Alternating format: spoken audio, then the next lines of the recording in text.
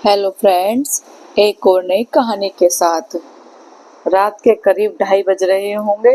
Night shift करने के बाद मैं पैदल ऑफिस से घर की ओर लौट रहा था। वाहन न होने के कारण बीते 1 डेढ़ साल से महानगर की सूनी ब्यावन और लंबी सड़कें हमसाया बनकर मेरे साथ चलती रही हैं। बाप रे, इतनी लंबी लंबी और भूतिया सड़कें खत्म होने का नाम ही नहीं लेती। बस चलती रहती हैं, रुकने का नाम ही नहीं लेती। कहीं ऐसी घनघोर अंधेरा कि पैर कहाँ पड़ रहे हैं पता ही न चले, तो कहीं खंभों की लाइट से फूटते सफेद झिलमिलाते प्रकाश में नहाती सड़कों की खूबसूरती देखते ही बनती है। रोजाना का रूटीन होने के कारण अब इन सूनी और अंधेरी सड़कों से डर नहीं लगता। इन्हीं सूने और ब्यावन रास्ते पर दिन भर इतना हैवी ट्रैफिक और चहल पहल रहते कि एक कदम चलना भी दुभर हो जाएगा। मई की बेरहम गर्मी, माथे से चूता पसीना, और ऐसे में अचानक हल्की हल्की ठंड लगने लगी। माथे के पसीने से टकराती ठंडी हवा कितनी शीतलता प्रदान करती है। ऐसे में कौन बेवकूफ होगा जिसका मन गुनगुनाने को नहीं करेगा। गुनगुनाते हुए मैं आगे बढ़ ही रहा था कि अचानक आंखें एक जगह पर जाकर ठिठक गई। सड़क किनारे एक सभ्य सी अधेड़ महिला खड़ी दिखाई दी। करीब 100 सवा 100 फीट की दूरी रही होगी। कंधे पर छोटा सा बैग लटका था, वहीं पैरों के पास भी एक ब्रीफकेस जमीन पर रखा दिखाई दिया। सफेद प्रिंट वाली साड़ी से जिस करीने से उसने अपना सिर ढक रखा था, उससे तो वो किसी भले घर की ही गृहिणी लग रही थी। लेकिन इतनी रात गए, वो भी शहर के भीतर से गुजरने वाले हाईवे पर, कुछ अजीब सा लगा। हो सकता है मायके ससुराल वालों ने बस में बिठा दिया हो और किसी कारण बस लेट होने पर महिला को देर रात यहाँ उतरना पड़ा हो। शायद उसका घर यहीं कहीं आसपास ही होगा, या फिर शायद सवारी ऑटो या रिक्शे का इंतजार कर रही हो। लेकिन इतनी रात गए रिक्शा कहाँ मिलेगा। शायद घर का कोई परिजन गाड़ी लेकर आ रहा होगा। शायद शायद सोचते हुए मैं उसके बहुत करीब आ गया। नजरों से नजरें टकराई, मगर वो जरा भी नहीं झेपी। मेरी आंखों में बराबर देखती रही। भय का नामो निशान तक नहीं। वरना इतनी अंधेरी रात और सूनी रात में एक अकेली महिला कम से कम मुझ जैसे मवाली सरीखे इंसान को देखकर तो डर ही जाए। लेकिन वो तो लगातार घूरती रही।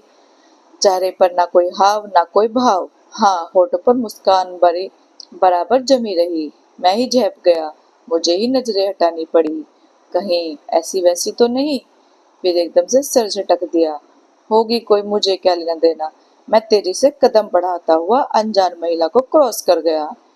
अनजाने डर और शर्म के मारे मैंने फिर पलट कर नहीं देखा। न जाने वो क्या सोच बैठे। चलते चलते मैं दूसरी सड़क पर आ पहुंचा। अब वो सड़क और महिला पूरी तरह से ओझल हो चुकी थी। कहीं कोई भूत वूत तो नहीं थी। थोड़ी देर पहले भला लगने वाला रास्ता भयभीत करने लगा था। मैं जल्द से जल्द अपने घर पहुंच जाना चाहता था। इसी तारमतय में चाल में गजब की तेजी आ गई और बड़े बड़े डग भरने लगा। करीब पौना ही किलोमीटर चला था कि अचानक मुंह से चीख निकल गई। वो महिला करीब 100 गज दूर उसके सामने सड़क किनारे ठीक उसी ढंग से खड़ी दिखाई दी। कंधे पर बैग और जमीन पर ब्रीफकेस। यह कब यहाँ आ गई। एक ही रास्ता तो है। ना कोई गाड़ी निकली और ना ही पैदल दौड़ती हुई मुझसे आगे निकल गई। मेरा पूरा शरीर मारे डर के पसीने से तरबतर हो गया। लगा कि आज की रात आखिरी रात है। वो भूतिया औरत कुछ देर में मुझे चबा कर खा जाएगी।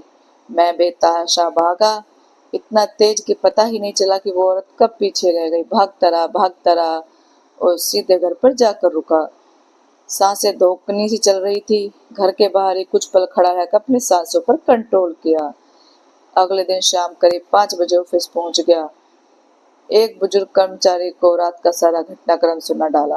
हंसते हुए बोले, नूर चचा, अरे कहीं बूचड़ खाने के पास की बात तो नहीं कर रहा है। बूचड़ खाना? हाँ, मैं बुदबुदाया।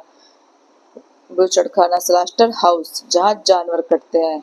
बेटा, वो सड़क बहुत खतरनाक है। बहुत हादसे होते हैं वहाँ। तेज रफ्तार बड़ी गाड़ियों ने बहुत सारे लोगों को कुचला है।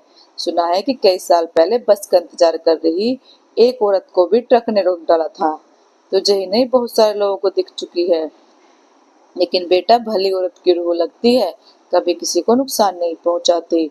मैं हैरान था और परेशान था, अब कैसे निकलूंगा उस रास्ते से रात में पैदल।